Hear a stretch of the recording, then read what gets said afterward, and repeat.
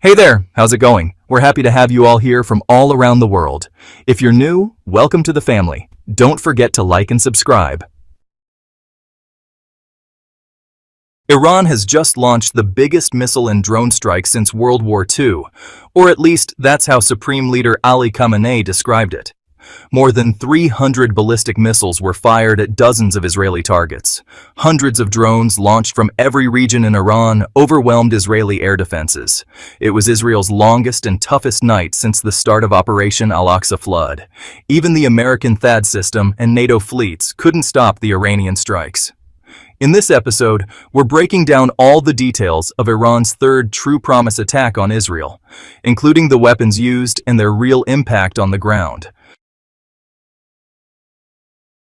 The night of the third True Promise.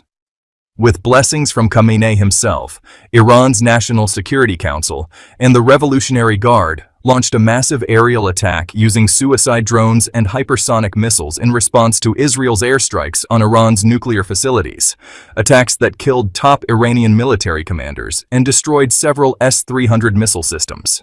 Iran divided the attack into sequential waves, spacing out the launches so that drones, which are slow, maxing out at around 300 kilometers per hour, would be followed by much faster ballistic missiles.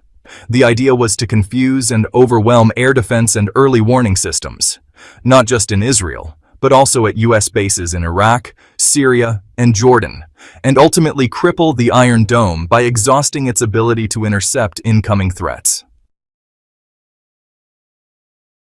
Hypersonic missiles take center stage, the backbone of Iran's True Promise. Attack was its hypersonic missiles, especially the Fattah missile, which was developed with Russian assistance. Fattah can be launched from underground silos or mobile trucks, making it very hard to locate before launch. It can maneuver at altitudes ranging from 1 meter up to 70,000 meters, and its design is strikingly similar to the Russian Kinzhal missile, a strong sign that Russia has shared key military tech with Iran, speeding up Tehran's missile development. Fattah carries a warhead weighing up to 1,500 kilograms, capable of creating a 10-kiloton explosion, which is close to the power of tactical nuclear warheads.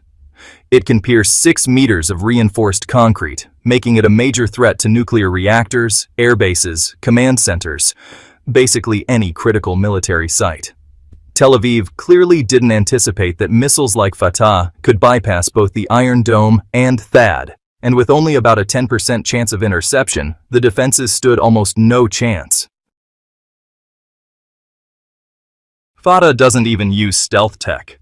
It just doesn't need to. Its insane speed alone makes it practically invisible to radar.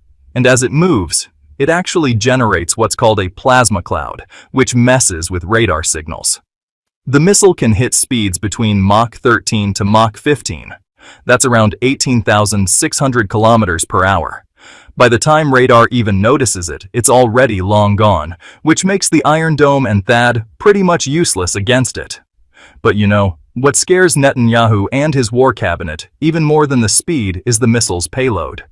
Missiles that can carry 1,500-kilogram warheads are usually nuclear capable, even if Iran officially denies having nukes. Meet the second missile, Kheibar. Next up is the Kheibar missile, which is pretty similar to Fattah. It also carries a 1,500-kilogram warhead with a 10-kiloton blast capacity. In space, it can fly at Mach 16, which is about 200,000 kilometers per hour, and within Earth's atmosphere, it still reaches Mach 9, making it solidly hypersonic. Kheibar uses inertial navigation to guide itself, making it hard to jam or intercept. Drones, the other arm of the assault.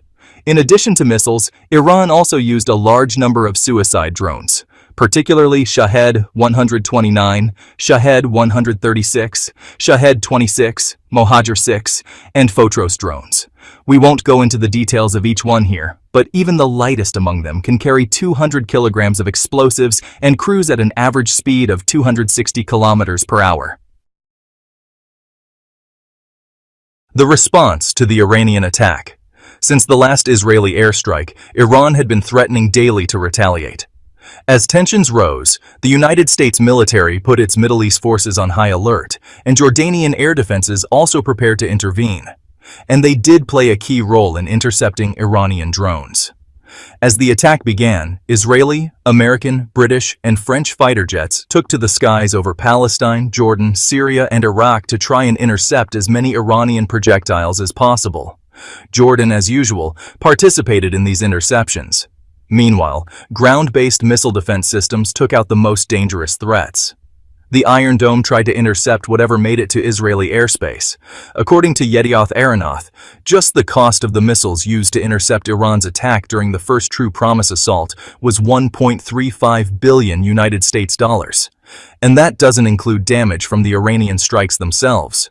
As usual, Israel didn't reveal the full extent of the damage, and its media avoided talking about the consequences. But video footage from Israeli settlers exposed serious hits to several Israeli military bases. What's next? Now that the attack is over, Israel has vowed to retaliate. It claims Iran is threatening its national security, destabilizing the Middle East, and escalating the conflict. Israel insists this was a violation of its sovereignty. But what do you think? Will this escalation between Iran and Israel turn into a full-blown regional war? And how do you rate Iran's response?